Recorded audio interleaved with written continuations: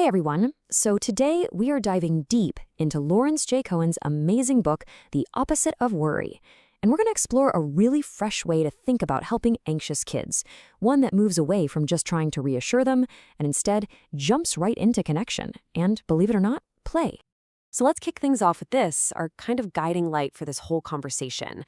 It actually comes from a 9-year-old boy who was learning to deal with his own anxiety. His personal challenge was do something scary, fun, and safe every day. I mean, it sounds so simple, right?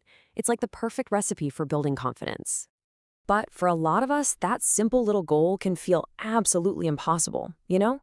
What do you do when your child is terrified of the neighbor's dog, or of making a mistake at school, or even just a weird shadow on their bedroom wall? What happens when their world feels like it's getting smaller and smaller, not bigger?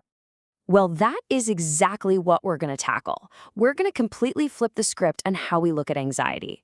We're going to explore what it means to find not just the absence of fear, but the presence of its true opposites: confidence, connection, and trust. Okay, so first up, let's look at this really frustrating thing the book points out, something we can call the worry paradox. You know that moment? It's when our best, most logical attempts to help our kids not only don't work, but sometimes seem to make everything a whole lot worse. And this slide, man, it just nails this huge disconnect we all fall into. As parents, our go-to is usually logic, right? We say things like, honey, there are no monsters under the bed. We think we're making them feel safe, but anxiety isn't logical. The feeling of fear is totally real, even if the monster isn't. And when we dismiss that feeling, what our child really hears is, my feelings are wrong, and now I have to deal with this all by myself. And this brings us to probably my favorite metaphor from the book. When a chicken gets terrified, it just freezes. It can't move. It stays stuck until a second calm chicken comes along, and that second chicken's calm vibe is the all-clear signal. So, you see, our job isn't to argue with the fear. Our job is to be the calm, confident second chicken that says, hey, I'm here, you're safe with me. So, how do we actually become that calm second chicken? Well, it really helps to understand what's going on inside our child's mind. So let's take a quick peek at the brain's internal security system. Just think of your child's brain as having this built-in security system. Its one and only job is to scan for danger and keep them safe. It's kind of like a smoke detector. It's designed to be super fast and super sensitive because, hey, it's better to have a false alarm over some burnt toast than to miss a real fire, right? Okay, so a healthy system works in 4 stages. First, you get an alert. It senses something that could be dangerous, like a stick that kind of looks like a snake.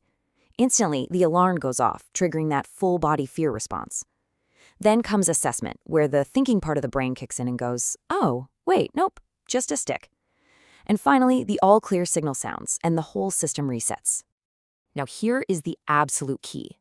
For an anxious child, that system gets stuck. The alarm is just blaring and blaring, but that all-clear signal, it's either way too quiet to be heard or it just never arrives at all. They're left in that super high-stress fight-or-flight mode long after any threat is gone. So why does the system get stuck like that? Well, the alert might be way too sensitive or the alarm just too loud. But the biggest thing that keeps this whole cycle spinning is avoidance. See, every single time a child avoids something that scares them, they're robbing their brain of the chance to finish the cycle. The security system never ever gets to that all-clear stage, so it never learns that the ballet class or the dog or the swimming pool is actually safe. So if the system is stuck on red alert, how do we fix it? How do we finally send that all-clear signal? Well, the answer isn't a better argument or a more logical explanation. The secret, the real key to resetting that security system is connection. Think about a phrase like this. We've all heard it, maybe even said it. It usually comes from a good place, right? We want to help our kids toughen up. But what it really does is communicate dismissal and shame. It tells a child that their feelings don't count, and it breaks that connection right when they need it the most. Now, compare that to this. Wow, that was really scary. With this simple phrase, you're not agreeing that there is a real monster in the closet. You're agreeing that the feeling of being scared is real. You're validating their experience. You're telling them, I see you, I hear you, and I am right here with you. That is the start of real connection. The book has this great little story about a mom named Wanda. Her son was terrified of a dinosaur shadow, and after weeks of arguing with him about it, she finally just laid down in his bed with him. And you know what? From his perspective, she saw it too. It really did look like a dinosaur. Just by seeing the world through his eyes for a second, they were able to solve the problem together. That's what empathy in action looks like. Okay, so we get it. Our job is to be the connected second chicken. Now for the really fun part. Let's dive into some practical tools that turn all this theory into something you can actually do. But first things first, we have to totally redefine our goal here. We are not trying to get rid of fear. That's just impossible. We are trying to build courage. And courage is not the absence of fear. It's being scared and deciding to take the step anyway. For a kid, that is a total game changer.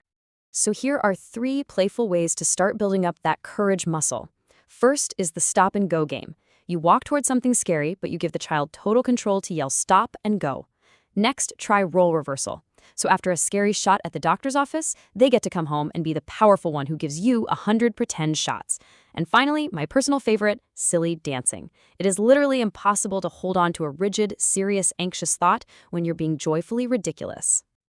You see, this all comes down to a fundamental shift in your mindset. You are no longer the manager of your child's anxiety, always trying to control it and contain it. You become their playful partner, joining them on this big adventure to build courage together. And that brings us right back where we started, to that 9-year-old's challenge. When you have a toolkit that's built on connection and play, doing something scary, fun, and safe suddenly feels less like an impossible chore and way more like an exciting invitation. So I'll leave you with this thought. Anxiety makes a child feel totally frozen and alone. Your calm, your connection, even your silliness, that is the signal they are desperate for. It's what tells their brain that it's finally safe to unfreeze and take a step forward. So how are you going to be that reassuring second chicken for your child today?